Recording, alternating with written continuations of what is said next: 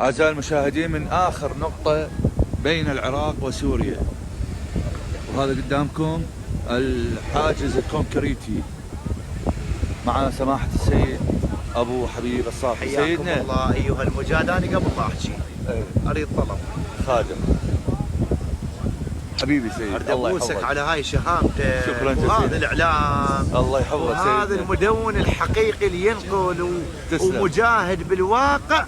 نتعلم من عندك وفي المواقع نتعلم من عندك، لذلك تستحق كل الحب والتقدير والاحترام. شكرا سيد. سيدنا إذا عبروا من هذا السياج شو يصير بيهم برأيك؟ والله أنا أوصيهم يعني على الجميع، هم يعني جماعة الجولاني اللي يردون يعبرون، نصيحة لهم جيبوا وياكم البوشية والعباية والكحلة لأنه هنا ماكو لا محل لا دكان لا أحد يبيع عباية ولا بوشية ولا عمرة شولة، فجيبون لأن ب 2014 تذكرون تنكروا بزي النساء وعبروا. صح. هذا الخال حمرة، هذا لابس باروكة، فجيبوا العدة النسائية مالتكم لأن هذا ديدنكم، عرفناكم من 2014. حياك الله سيدنا المجاهد وانهزمتوا والنعم منك سيد حبيبي. الله يبارك فيك. الله يحفظك. شكرا جزيلا الطيب حبيبي. حياك الله سيدنا.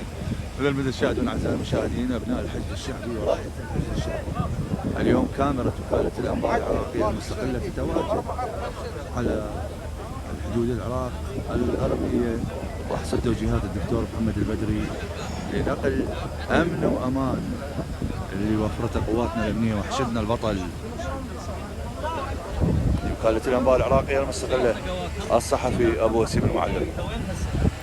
يا ول انت ما عاد تستحي على شرفك، ما عاد تستحي على هالقندرة اللي حاطها على راسك، مدري الخرية اللي حاطها على راسك.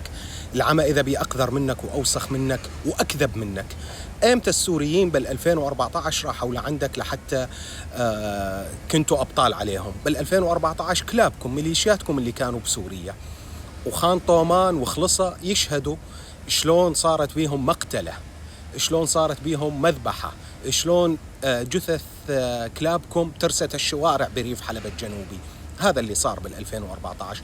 بس نتذكر أيضا بال 2014 300 من تنظيم 11 احتلوا ثلث العراق، مدري نص العراق، 300 سروا أكثر من 8000 واحد من كلابكم. هذا اللي نتذكره بال 2014.